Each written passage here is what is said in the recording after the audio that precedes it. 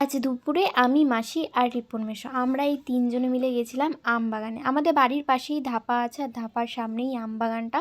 তো এখানে না অনেক সুন্দর কচু পাওয়া যায়, মানে কচু মানে যেই কচু আমরা রান্না করে খাই সেই কচু। এটাও কচু কিনতে পাওয়া যায়, কিন্তু যখন কোনো পয়সা ছাড়াই আমরা কচু কিছুটা খাটনির জন্য পেয়ে যাচ্ছি, তাহলে কেন আমরা ফ্রিজ জিনিস ছাড়বো? এমনিতেই আমরা ফ্রিজ জিনিস ছাড়তে পছন্দ করি না।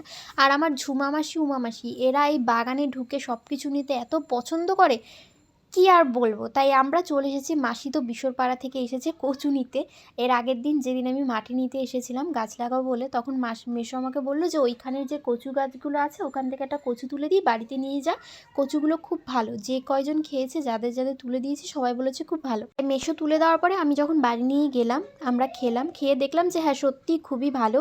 আর সেই গল্পই যখন ঝুমামাসিকে করা হলো, ঝুমামাসি আর নিজেকে আটকে না রাখতে পেরে বিশরপাড়া থেকে চলে এসেছে কচু নেওয়ার জন্য। এই কচুর নিচে জানো তো লতিও হয়েছে, তাই মাসি কিছুটা লতিও টুকিয়েছে। আমি তো এখানে দাঁড়িয়েছিলাম, কারণ আমি ওই নিচে যাব না, আমার সাপের আর যোগের বিশাল ভয়। আর আমি শুনেছি এখানে সাপও আছে আর যোগও আছে, তাই আমি ওপরেই দাঁড়িয়ে দাঁড়িয়ে হাঁটছিলাম, পায়চারি দিচ্ছিলাম। কিছুক্ষণের মধ্যে দেখি মাসিদের একদম তোলা টোলা হয়ে গেছে, আর এক হাত ভর্তি করে নিয়ে এসেছে কচু। আমি ভিডিও করছিলাম বলে আমার দিকে তাকিয়ে তাকিয়ে হাসছিল। দাঁড়াও তোমাদেরকে দেখাচ্ছি এখান থেকে কতগুলো কচু পেয়েছি।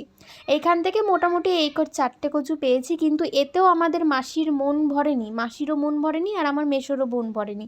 তাই এরা এখান থেকে সব কিছু তুলে নিয়ে গিয়ে আবার গেছে ধাপারই পাশে আর একটা পুকুরের মতো আছে ওইখানে, সেই জায়গাটা যে মেসোর তোলা হয়ে গেছে। মেসো মোটামুটি 2টো কচু নিয়েছে, আজকে হয়তো মেসো নেবে না।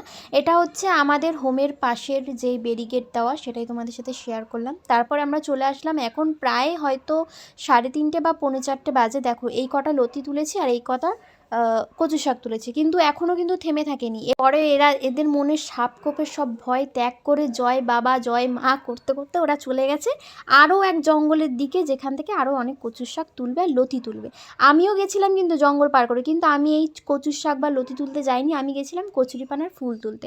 অনেক কষ্ট করে তুলতে পেরেছি। একে কিন্তু আমি সাঁতার পারি না, তাও এত জলের কাছে গেছি। সৌভিক বলছিল অনেকক্ষণ ধরে যে আমার জন্য ফুল নিয়ে আসতে, আমি ওকে বললাম যে তুই নিবি, ও বলছে না, মানে ওর এখানে আসার ইচ্ছে, কিন্তু ও তো জানেই না এই জায়গাটা এত নোংরা, মানে এত পরিমাণে ভয়ানক জায়গা।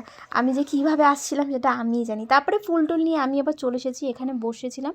আর মাসি এই কটা লতি পেয়েছে বলে মাসির লতিগুলো নিয়ে আমি আবার বাস্কেটে রাখছি। দাঁড়াও, এই কটা মানে অল্প কটা তোমরা ভেবো না, আমি তোমাদেরকে দেখাচ্ছি। এক বাস্কেট পুরো লতি হয়ে গেছে। আমার সাইকেলে ধরছিল না, যেই সাইকেলটা আমি নিয়ে এসেছিলাম সেই সাইকেলে এটা রাখতে পারছিলাম না। তারপরে ব্যাগের মধ্যে রাখলাম। কিছুক্ষণ আমি বসেছিলাম, কারণ ওদের এখনও তোলা হয়নি, ওরা এখনও বসে বসে তুলে যাচ্ছিল। এদিকে বিকাল হতে যাচ্ছিল, পাখিরাও পাখিদের ঘরে যাচ্ছিল, আমি কখন ঘরে যাব আমি জানি না। অনেক শেষে অবশেষে অনেক কষ্টের ফলে এই যে আমাদের লতি তোলা হয়ে গেছে। এবার চলো বাজারে বিক্রি করতে যাচ্ছি, না আর কি মারছিলাম, বাজারে বিক্রি করতে যাচ্ছি না, বাড়ি নিয়ে যাচ্ছি। তো চলো আজকের জন্য ভিডিওটা এতটুকুই, দেখা হচ্ছে নেক্সট ভিডিওতে। টাটা।